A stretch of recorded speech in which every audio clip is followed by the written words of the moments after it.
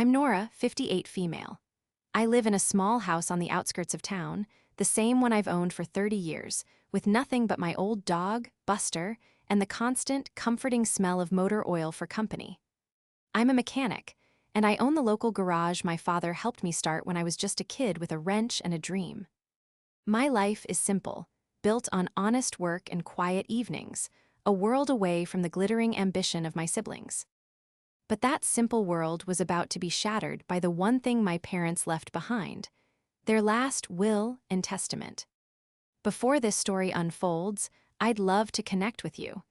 Please let me know in the comments where you're watching from and what time it is in your corner of the world. It's amazing to see how far these stories can travel. My hands have spent more time holding a socket wrench than a champagne flute.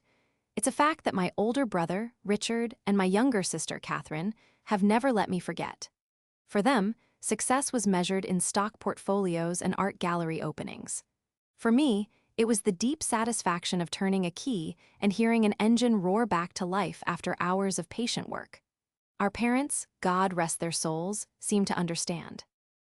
They were quiet people, raised on practicality and hard work before my father's tech invention made them unexpectedly wealthy late in life.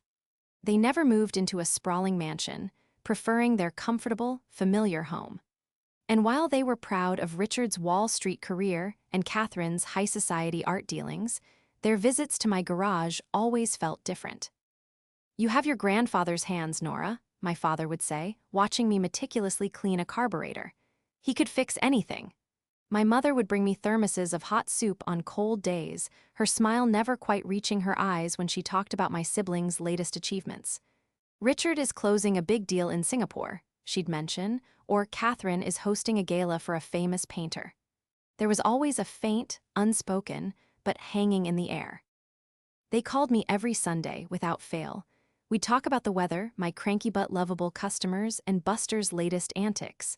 They'd ask about my finances, not in an intrusive way, but with a gentle concern.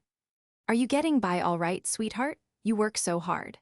I always assured them I was fine. I had my garage, my home was paid off, and I had a healthy nest egg I'd built over 4 decades. I didn't need much. The calls from my siblings were less frequent. Richard called on birthdays and holidays, his voice always rushed, as if he were fitting me in between important meetings.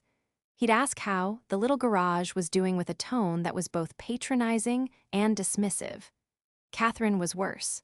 She'd call only when she needed a favor, usually a last-minute check on our parents because she and her husband were jetting off to Tuscany or Aspen.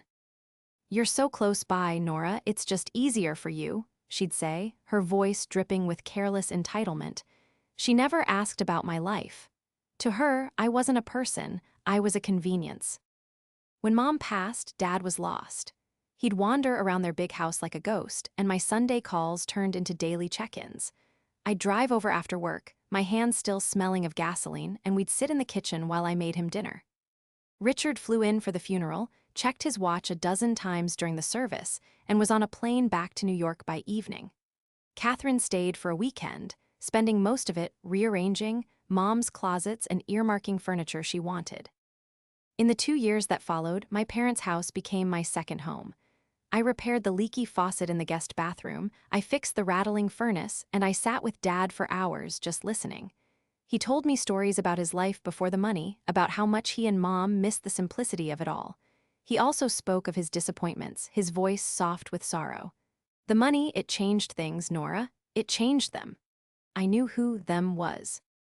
When Dad passed away peacefully in his sleep, the grief was a physical weight. But underneath it, there was a sense of peace. He was with Mom again. I made the necessary calls. Richard's assistant answered, promising to clear his schedule. Catherine sighed dramatically, lamenting that she had a major gallery event to postpone. They descended upon the town for the funeral like visiting royalty, dressed in expensive black attire that seemed more for show than for mourning. A week later, we were summoned to the office of Mr. Gable, my parents' longtime lawyer. The office was old and smelled of paper and leather. Richard sat checking his stock tracker on his phone, looking bored. Catherine was examining a painting on the wall, critiquing its brushwork under her breath. I just sat there in my clean work pants and a simple blouse, my hands clasped in my lap, feeling like a visitor from another planet. I expected the will to be straightforward, a three-way split. It seemed the logical, fair thing to do. My siblings certainly thought so. I overheard Richard talking to his wife on the phone in the hallway. "It'll be quick. We'll liquidate the house, split the portfolio, and be done with it. We just need to figure out how to handle Nora's share so she doesn't squander it." I felt a familiar sting of anger and shame. To them, I would always be the simple-minded mechanic, incapable of handling anything more complex than a faulty transmission.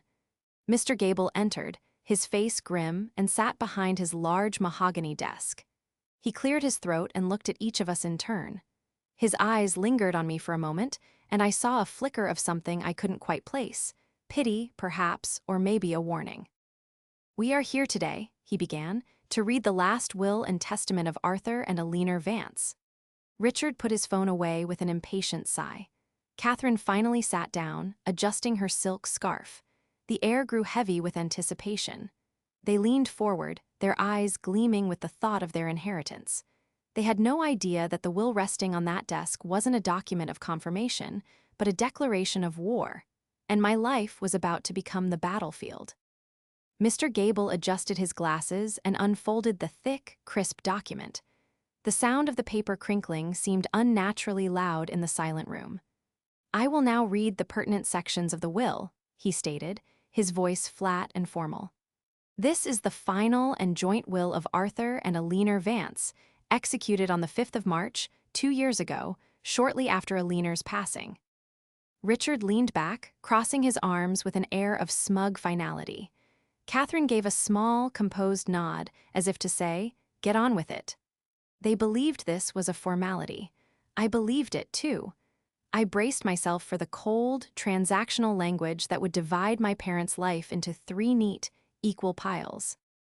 "To my son, Richard Vance," Mr. Gable read, "we leave the sum of $50,000. The silence in the room was suddenly broken by a sharp, incredulous laugh from Richard. "50,000? Is that a typo, Gable? Did you mean 5 million? He looked around, expecting us to share in the joke. Mr. Gable did not smile. He continued, his voice unwavering. "This sum is given not out of obligation, but as a final lesson in the value of a dollar earned through honest means, a concept we fear you have long forgotten." Richard's face went from amused to ashen. His mouth opened, but no sound came out. He looked as if he'd been physically struck. Before he could recover, Mr. Gable moved on. "To my daughter, Catherine Hayes," he read, "we also leave the sum of $50,000. Catherine gasped, a hand flying to her chest. 50? That's insulting. That wouldn't even cover the catering for my last event. There must be a mistake." Her voice was shrill, the carefully constructed facade of elegance cracking like cheap veneer.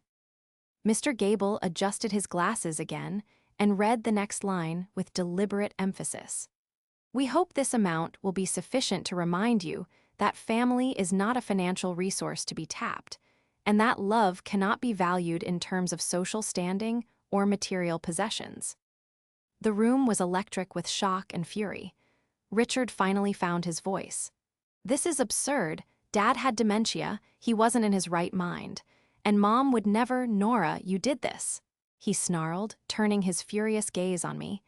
"You were here every day, whispering in his ear, poisoning him against us." "I did nothing of the sort," I said, my voice barely a whisper. I was as stunned as they were. My mind was reeling. 50,000 for them? What did that mean for the rest of it? The estate, the house, the portfolio, it was worth tens of millions. Mr. Gable held up a hand to silence them. "Please, allow me to finish. There is one final clause." He looked directly at me, and this time the expression in his eyes was clear. It was sympathy. The final and most significant section reads as follows. "All the rest, residue, and remainder of our estate, both real and personal, whatsoever and wheresoever, including our home, our savings, and our investment portfolio, we give, devise, and bequeath to our beloved daughter, Eleanor Vance, whom we call Nora." The air left my lungs. It felt like the world had tilted on its axis. Me, all of it, it made no sense. Mr. Gable continued reading from the will, my parents' words now echoing in the silent room. Nora has been our rock, our comfort, and our true caregiver. She has given us the most valuable thing a child can give, her time, her effort, and her unconditional love, never once asking for anything in return. She has honored us in life, and we trust her completely to honor our legacy in death. We trust her judgment, her character, and her heart. The estate is hers, to manage, to use, or to dispose of as she and she alone sees fit. For a long moment, there was nothing but the sound of my own heart pounding in my ears. Then, the explosion came. No, Richard slammed his hand on the mahogany desk, making the water pitcher jump. I will not accept this. This is a farce. She manipulated him. A simple mechanic inheriting an estate of this magnitude. She'll run it into the ground in a year. She doesn't even know what a stock is. He's right, Catherine chimed in, her face twisted with rage and disbelief. This is our legacy, our birthright. You live in a greasy garage, Nora. What could you possibly know about managing the Vance family estate? Mom and Dad built that for all of us. You think they wanted it all to smell like engine oil. The insults rained down on me. I was simple. I was a glorified blue-collar worker. I was a conniving, greedy leech who had taken advantage of a grieving old man. They circled me like vultures, their words sharp and cruel, designed to cut me down, to make me feel small and unworthy. And for a moment, it worked. I shrank back in my chair, overwhelmed by their venom and the sheer shock of the will. Maybe they were right. What did I know about a multi-million-dollar portfolio? My biggest financial decision in the last year was whether to buy a new hydraulic lift for the garage. But then I thought of my father's sad eyes when he spoke of his other children. I thought of my mother's quiet pride in my simple, honest life. And I thought of their words, read just moments ago, "We trust her completely." They didn't trust Richard, the financial wizard who saw them as a bank. They didn't trust Catherine, the socialite who saw them as a stepping stone. They trusted me, the mechanic, the daughter who showed up. I stood up slowly, my legs feeling steadier than I expected. I looked at my furious, red-faced siblings. Their masks were gone. All the pretense of success and sophistication had been stripped away, revealing the raw, ugly greed beneath. They trusted me, I said, my voice quiet but firm. It cut through their tirade. You can say whatever you want about me. You have been for 40 years, but you will not insult their final wish. This was their decision. Richard scoffed. A decision we will be contesting in court. You will not see a dime of that money, Nora. I will personally bankrupt you with legal fees before I let a simpleton like you destroy our family's name. Our family? I asked, a bitter laugh escaping me. Where was this family when Dad was alone for 2 years? Where was this family during the Sunday calls you never made? You don't care about the family name. You care about the family money. And my parents, it seems, finally saw that. I turned to Mr. Gable, who was watching the scene with a practiced, weary neutrality. What do I need to do? For now, nothing, Nora, he said calmly. You are the legal executrix and sole beneficiary. The estate will begin the process of transferring into your name. He gave a pointed look at my siblings. And I would advise you both to think very carefully before launching a frivolous and costly legal challenge against a will that is, in my professional opinion, ironclad. Richard just glared, his eyes promising war. Catherine was already on her phone, presumably calling her own high-powered lawyer. They didn't see me as their sister anymore. I was an obstacle, an enemy. As I walked out of that office and into the blinding sunlight, I knew my simple, quiet life was over. My parents had left me their fortune, but they had also left me their final, most difficult battle. And I would have to fight my own blood to win it. The days following the will reading were a blur of numb activity. I went to the garage, went through the motions of diagnostics and repairs, but my mind was elsewhere. My regulars noticed. "Everything okay, Nora?" asked old Mr. Henderson, whose pickup I'd been keeping on the road for 20 years. I'd just nod and force a smile, unable to explain the storm raging inside me. The estate felt like a lead weight, a responsibility I never asked for and felt wholly unprepared to handle. Richard and Catherine's words echoed in my head. Simple, incompetent, greasy. My siblings had already begun their assault. I received a formal, threatening letter from a top-tier law firm in New York, informing me of their intent to contest the will on the grounds of undue influence and lack of testamentary capacity. It was legal jargon for what Richard had screamed in the office, that I had manipulated our senile father. The accusations were so vile, so far from the truth, that they almost felt unreal. Drowning in doubt and legal threats, I knew I couldn't just sit in my garage and wait for them to tear me apart. I needed to understand. Why had my parents made such a drastic, divisive decision? They were not cruel people. They must have had a reason, a powerful one, to cut out two of their children so completely. The answer, I felt, had to be in their house. I let myself in with the key they'd given me years ago.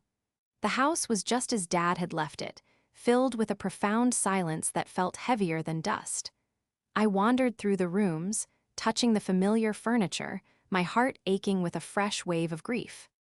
This was my childhood home, but now it felt like a museum of a life that was over and the centerpiece of a war that was just beginning. I didn't know what I was looking for. A diary? Financial records? I started in my father's study. It was meticulously organized, just like him. I opened his desk drawer, expecting to find checkbooks and bank statements. Instead, on the very top of a stack of papers was a thick, sealed envelope. In my mother's elegant handwriting, it simply said, "For Nora." My breath caught in my throat. I sat down in Dad's worn leather chair, my hands trembling as I carefully broke the seal. Inside were several pages, filled with my mother's script and a final, shakier paragraph written by my father. I began to read. "My dearest Nora," the letter began. "If you are reading this, then your father and I are both gone, and the contents of our will have been revealed. We know it must have been a shock, and we know that Richard and Catherine will have reacted with anger. For that, we are truly sorry. We never wished to cause a rift in the family, but the truth is, the rift was already there. We just stopped pretending it wasn't. We need you to understand why we did what we did. This letter is our explanation." The letter went on to detail years of quiet heartbreak. "Your brother, Richard, who you see as a brilliant financier, saw us as his personal safety net. 10 years ago, he convinced your father to move a significant portion of his portfolio into a high-risk tech fund he was managing. He promised huge returns. The fund collapsed within a year. Your father lost nearly $2 million. Richard begged him not to tell anyone, claiming it would ruin his reputation. He promised to pay it back. He never did. Instead, he used his expertise to quietly siphon funds from other family accounts to cover his own professional losses, always covering his tracks with complex paperwork your father could no longer fully understand. He didn't just lose your father's money, he betrayed his trust in the most profound way." I had to stop and take a breath. Richard, the golden child, the financial genius, was a fraud. He hadn't been managing my parents' money, he had been using it. My mother's letter continued, turning to my sister. "And Catherine, oh, our beautiful, ambitious Catherine. Her love always came with a price tag. Her art gallery, which she presents as a triumph of her business acumen, has never once turned a profit. For years, she came to us with sob stories about needing to secure a new artist or cover overhead. We funded it all, pouring hundreds of thousands of dollars into her vanity project, believing we were supporting her dream. 2 years ago, we discovered she had taken out a massive loan against her own home and had listed our estate as collateral, without our permission, forging your father's signature on the paperwork. We paid the loan to avoid a scandal, but it was the final straw. She didn't see us as parents, Nora. She saw us as an endless line of credit to fund her lavish lifestyle. I felt sick. The successful siblings, the ones who looked down on me and my simple life, were failures and liars, propped up by the very parents they neglected. "They took our money," my mother wrote, her handwriting growing slightly less steady, "but that's not why we made our decision. They took our peace. They replaced our relationship with transactions. They made us feel like a bank, not a family. You, Nora, never asked for a thing. You gave us your time. You fixed the furnace on a cold winter night. You brought us groceries when we couldn't go out. You sat with your father and held his hand after I was gone. You filled our last years with a quiet, steady love that our money could never buy. We are not leaving you this fortune as a reward. We are leaving it to you as a responsibility, because you are the only one we trust not to be corrupted by it. You are the only one who understands its true value has nothing to do with the numbers in an account. It is the product of a lifetime of hard work, meant to provide security and peace, not to fuel greed and vanity. The last paragraph was from my father. His handwriting was shaky, but the words were firm. Your brother and sister will call you names. They will try to make you feel small. Do not let them. You have a stronger character than both of them combined. The garage you built, the life you made, it's real. Theirs is a house of cards. Fight for this, Nora. Not for the money, but for the principle. Fight for your mother. Fight for me. We are with you, always. Tears streamed down my face as I clutched the letter to my chest. It wasn't just a letter, it was armor. It was the truth. The doubt and fear that had been clouding my mind evaporated, replaced by a cold, hard certainty. The weight of the estate no longer felt like a burden. It felt like a mission.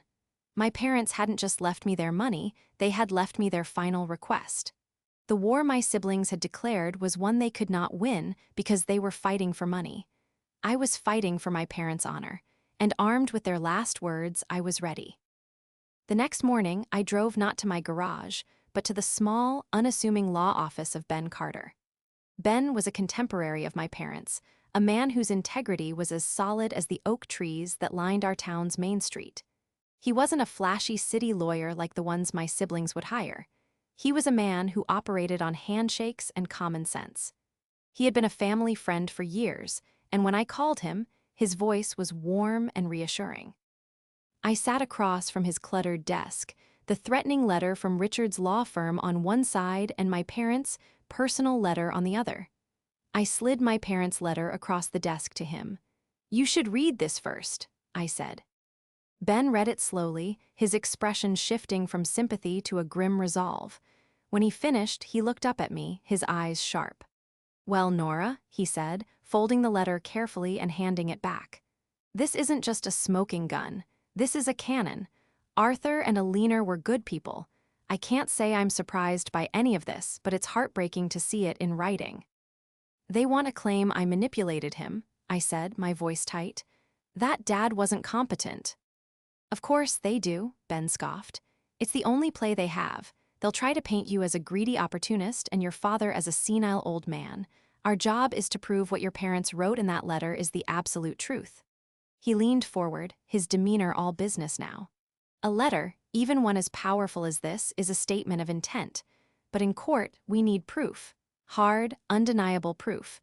We need to corroborate every claim your parents made." And so, the investigation began. It felt strange and cloak and dagger, so far removed from my world of spark plugs and oil changes. Ben explained the strategy. We would need to hire a forensic accountant to dissect the years of financial records Richard had supposedly managed.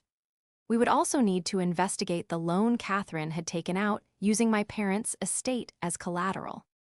"This will be expensive, Nora," Ben warned me, his expression serious. "Richard and Catherine will use their resources to bury us in paperwork and motions to drain your funds. Contesting a will like this can run into the hundreds of thousands of dollars in legal fees. The estate's assets are frozen until this is settled. You'll have to pay for this out of your own pocket." I thought of my life savings. Every dollar I had was earned with sweat and calloused hands. It was my security, my retirement, the culmination of 40 years of hard work. The idea of pouring it into a legal battle was terrifying. For a fleeting moment, the thought of just giving in, of splitting the money to make it all go away, crossed my mind. But then I pictured my father's face, his trust in me. I looked at his letter, which I now carried with me everywhere. "Fight for this, Nora." "I don't care what it costs," I told Ben, my voice filled with a conviction that surprised even me. "I'll sell the garage if I have to. This isn't about the money anymore. It's about defending my parents." Ben gave me a small, proud smile. "That's the Nora Vance I know. All right then, let's get to work." The forensic accountant Ben recommended was a woman named Maria, a sharp, no-nonsense professional who seemed to relish the challenge of untangling complex financial webs. I met with her and Ben, and we spent hours going through the boxes of bank statements and investment reports I'd retrieved from my parents' house. To me, it was a confusing jumble of numbers. To Maria, it was a story waiting to be told. The weeks that followed were excruciating. The legal bills started arriving, each one a staggering sum that made my stomach churn. I wrote the checks, watching my life savings dwindle with each signature. I had to take out a loan against my house, the very home I had been so proud to own outright. I worked longer hours at the garage, taking on extra jobs, my body aching with fatigue, all to fuel a war I never wanted. My siblings, meanwhile, were playing dirty. They started a smear campaign in their social circles. Rumors began to trickle back to me through town gossip. Nora, the greedy mechanic, had isolated her poor father and forced him to write his own children out of the will. Catherine gave a tearful, veiled interview to a local society blog about the tragedy of elder manipulation. They were trying to poison the well, to paint me as the villain before we ever stepped foot in a courtroom. It hurt more thaw. And I could say, but every lie they told only hardened my resolve. Then we got our first breakthrough. Maria called a meeting. She had a flowchart spread across the conference table, a dizzying map of arrows and account numbers. "Here it is," she said, pointing to a series of transactions. Richard wasn't just covering one bad investment. He was running a shell game. He was using your parents' money to prop up at least 3 of his own failing ventures, moving funds between accounts to hide the losses. He cooked the books on their quarterly reports to make it look like they were seeing modest gains. It's classic fraud. A few weeks later, Ben found the second piece of the puzzle. Through a subpoena, he obtained the documents for the loan Catherine had taken out. And there it was, clear as day, my father's signature on the collateral agreement. Ben sent it to a handwriting expert. The verdict came back unequivocal. "It's a forgery," the expert's report concluded. A competent one, but a forgery nonetheless. Holding that report in my hand, I felt a surge of cold fury. This was the proof. This was the truth my parents knew. My siblings weren't just neglectful or entitled. They were criminals. They had committed fraud and forgery against their own parents. My life savings were dwindling, and I was deeper in debt than I had ever been, but for the first time, I knew with absolute certainty that we were going to win. They had underestimated me. They saw a simple mechanic. They were about to meet the daughter of the people they had betrayed. With Maria's financial analysis and the forgery report in hand, the entire dynamic of the case shifted. We were no longer on the defensive, merely reacting to my siblings' attacks. We were now on the offensive. Ben, Maria, and I gathered back in Ben's office, but this time, the atmosphere wasn't one of grim determination. It was one of focused power. "They've built their entire case on a single pillar," Ben explained, pacing in front of his bookshelf. "They claim your father was not of sound mind and that you, Nora, exerted undue influence. Their strategy is to assassinate your character and question your father's competency." He stopped and turned to me. "Our strategy is no longer just to defend. It is to dismantle their credibility, piece by piece, until their entire case collapses under the weight of their own lies." The plan was simple but brutal. We would not reveal our trump cards, the fraud and the forgery, until we were in court. We would let them build their narrative, let them sling their mud in the preliminary hearings and depositions. We would let them get comfortable, arrogant even, in their belief that they were dealing with a small-town lawyer and a simple mechanic. "In your deposition, Nora," Ben instructed, "I want you to be nothing but yourself. Honest, straightforward, and unassuming. Don't be aggressive. Don't show them your anger. Let them underestimate you. Let them believe their own narrative. The more they commit to their story that you're a simpleton, the harder they will fall when we reveal the truth about them." My deposition was one of the hardest days of my life. I sat in a sterile conference room for 6 hours, facing a team of 3 slick, expensive lawyers hired by Richard and Catherine. My siblings were there, watching me with cold, smug expressions. Their lead attorney, a man named Sterling, questioned me relentlessly. He asked about my education, my business, my finances. His questions were loaded, designed to make me look unsophisticated and ignorant. "Ms. Vance, you run a car repair shop, is that correct?" "Yes, it's called Nora's Garage." "And what were your gross revenues last year?" "I'd have to check my books. Around 300,000, I believe." Sterling raised an eyebrow, a smirk playing on his lips. 300,000, commendable for a small business. The Vance estate, however, is valued at over $30 million. Do you have any experience managing a portfolio of that size? Do you even know what a derivative is? "No," I answered honestly. "I don't. I know how to balance my own books and make payroll." I could see Richard nodding in satisfaction from the corner of my eye. This was exactly what they wanted to hear. They continued for hours, asking about my conversations with my father, twisting my words, trying to trap me. "Did you ever discuss his finances with him? Did you suggest he change his will? Did you tell him his other children didn't love him?" To every question, I gave a simple, truthful answer. We talked about life. I helped him pay his bills sometimes. I never told him what to do with his money. That was his business. By the end of it, I was exhausted, but I had done what Ben asked. I had given them nothing. They walked out of that room more confident than ever, believing their case was a slam dunk. They thought I was exactly who they painted me to be, a naive mechanic in way over H. Overhead. While their lawyers were busy filing motions to have me declared unfit to act as executrix, Ben and Maria were meticulously preparing our counterattack. Maria compiled her forensic report into a devastatingly clear presentation, showing exactly how Richard had gambled away his parents' money. Ben prepared subpoenas for Catherine's gallery finances and the bank that had issued the forged loan. The plan was to expose them not as concerned children, but as desperate parasites who had been cut off from their host.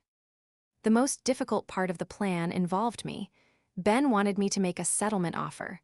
"Offer them $1 million each," he said. "What?" I was floored. "After everything they've done." "It's not about the money, Nora. It's a strategic move," he explained patiently. "When they reject it, and they will, because their greed and arrogance won't let them accept it, we can present that rejection in court. It will show that their lawsuit was never about a fair distribution. It was about getting everything. It will paint them as unreasonable and avaricious, and it will make you look like the reasonable party who tried to avoid a fight." Reluctantly, I agreed. The offer was formally made. As Ben predicted, it was rejected within hours. The response from their lawyer was dripping with condescension. "My clients will not be placated by a pittance from an estate that is rightfully theirs. We will see you in court."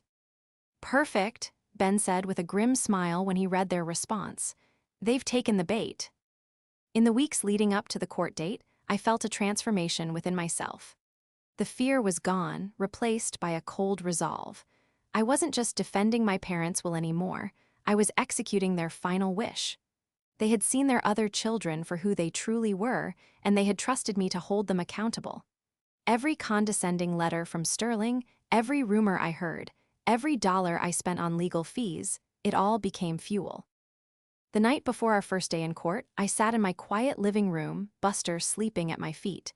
I looked at my hands, calloused and stained with faint traces of grease that never fully washed away. These were the hands my siblings mocked. These were the hands they called simple. But these hands had built a life. They had cared for my parents, and now they were ready to dismantle a house of lies. The counterattack was forged, and I was ready to bring it down upon them. The courtroom was cold and intimidating, all dark wood and high ceilings. Richard and Catherine sat at the opposing table with their team of lawyers, looking confident and polished. They nodded at acquaintances in the gallery, projecting an image of aggrieved victims.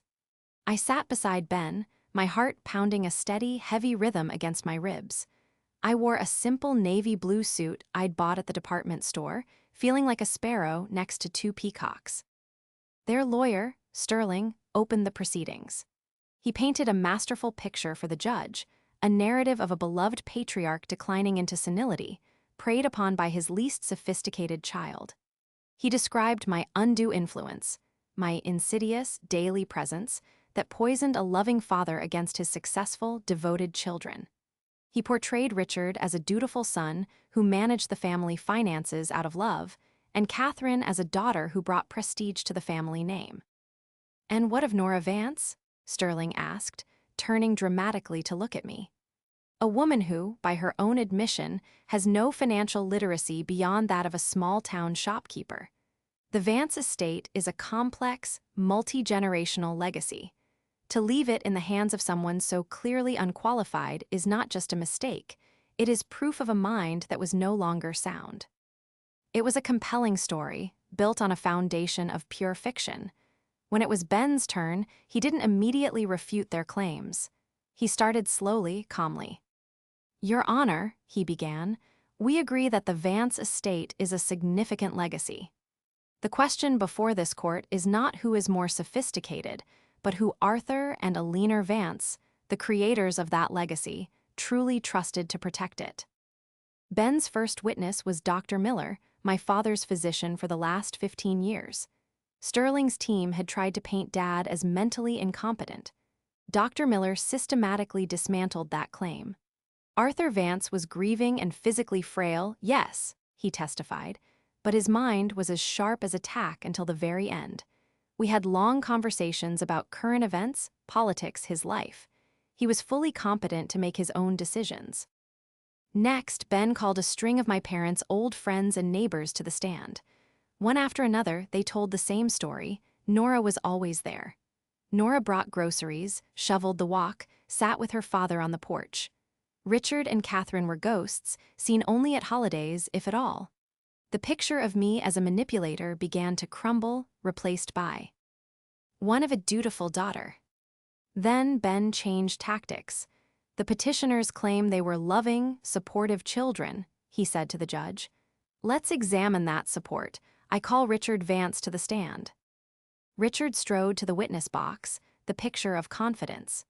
Ben started with simple questions about his relationship with his father, which Richard answered with smooth, well-rehearsed lines. Then Ben produced the first exhibit. "Mr. Vance, can you identify this document? It is a report on the Global Tech Initiative Fund you managed, a fund in which you invested a significant portion of your parents' portfolio." Richard paled slightly. "Yes, I advised my father on various investments." "An investment that lost nearly $2 million, correct?" Ben asked, his voice sharp. "Investing carries inherent risks," Richard said dismissively. "It was an unfortunate market turn." "An unfortunate turn you begged your father to keep secret?" Ben pressed. "A loss you never repaid." Richard stammered, his composure cracking. "It was a private family matter." "A private matter that you covered up by shuffling your parents' other assets around to hide the losses." Ben's voice boomed in the quiet courtroom. "Your Honor, at this time, we would like to present the findings of our forensic accountant, Maria Reyes." For the next hour, Ben walked Richard through Maria's report, which was now projected on a screen for the entire court to see. The flowchart of shell games, the cooked books, the trail of deceit. Richard went from defensive to silent, his face turning a blotchy red. The brilliant financier was exposed as a common fraudster who had betrayed his own father. When he was excused, he didn't look at his sister. He just stared straight ahead, humiliated. Then Ben said, "I call Catherine Hayes to the stand." Catherine was more rattled than her brother, but she tried to maintain her elegant composure. Ben followed a similar pattern, asking about her successful art gallery. "Mrs. Hayes, you presented your gallery as a thriving business. Is it not true that your parents funneled over $800,000 into it over 5 years just to keep it solvent?" "My parents were patrons of the arts," she said stiffly. "They believed in my vision." "Did they also believe in forgery?" Ben asked, placing the bank loan agreement in front of her. "This is a document securing a $1.5 million loan with your parents' home as collateral. The signature purports to be your father's. We have a report from a handwriting expert who will testify that it is a forgery. Did your parents know you had mortgaged their home behind their back?" Catherine stared at the document, her mouth opening and closing like a fish. The color drained from her face. I was going to pay it back. It was a temporary measure. You committed a felony, Mrs. Hayes, Ben stated coldly, against your own parents. The final blow came when Ben presented their rejection of my settlement offer. Nora Vance, the greedy manipulator, offered to settle this matter for $2 million, an offer these petitioners, who claim to only want what is fair, rejected out of hand. Their goal was never fairness. It was total control. The judge looked at Richard and Catherine, his expression one of utter disgust. Their case wasn't just collapsing, it had been annihilated. Finally, Ben asked if I wished to make a statement. I stood, my hands trembling slightly, and faced the judge. Your Honor, I began, my voice clear. My brother and sister have called me simple, and maybe I don't understand derivatives or high art, but I understand loyalty, I understand trust, and I understand love. My parents trusted me, not because I was smart with money, but because I was the only one who didn't see them as money. All I want is to honor their final wish. I looked over at my siblings. Their faces were masks of shock and ruin. They hadn't just lost a court case. They had been exposed for exactly who they were in front of the whole world. The confrontation was over. The truth had won. The judge's ruling was swift and decisive. He dismissed my siblings' petition with prejudice, meaning they could never challenge the will again. He spoke in a tone of barely concealed contempt, calling their lawsuit a shameful exhibition of greed and entitlement, and noting that their actions toward their parents bordered on criminal. The war was over. I had won. Walking out of the courtroom, I felt no elation, no triumphant joy. I just felt an immense, bone-deep weariness, followed by a profound sense of relief. Richard and Catherine hurried out a side door, their faces hidden from the few local reporters who had gotten wind of the story. They didn't look at me. I don't think they could.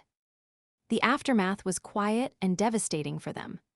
The story of the court case, of Richard's fraud and Catherine's forgery, spread like wildfire through their social and professio.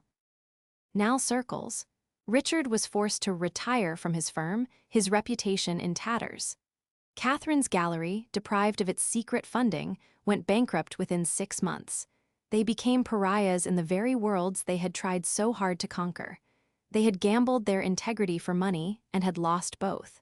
I haven't spoken to them since that day in court, and I don't know if I ever will. For me, life began to return to a new kind of normal. The estate was officially mine. The sheer number of zeros in the bank accounts was dizzying. With Ben's guidance, I hired a reputable, conservative financial advisor, not a slick genius like Richard, but a steady, reliable woman who explained everything to me in plain English. My first act was to pay off the loan I had taken against my house and replenish my life savings. I held the new, clean deed to my home in my hands, a symbol of everything I had fought for. For a while, I didn't know what to do with the wealth. I kept going to the garage every day. The familiar smell of grease and the logic of a well-tuned engine were my anchors in a world that had been turned upside down. I had no desire for a mansion or a fancy car. I had no interest in Catherine's world of galas or Richard's world of high-stakes deals. My parents hadn't left me the money so I could become them. They had left it to me because I wasn't them. Then, one afternoon, a young kid came into the garage. He was bright-eyed, hard-working, and reminded me of myself at his age. He was trying to get enough money to go to a trade school to become a certified mechanic, but he couldn't afford it. I listened to his story, and suddenly I knew what the true inheritance was for.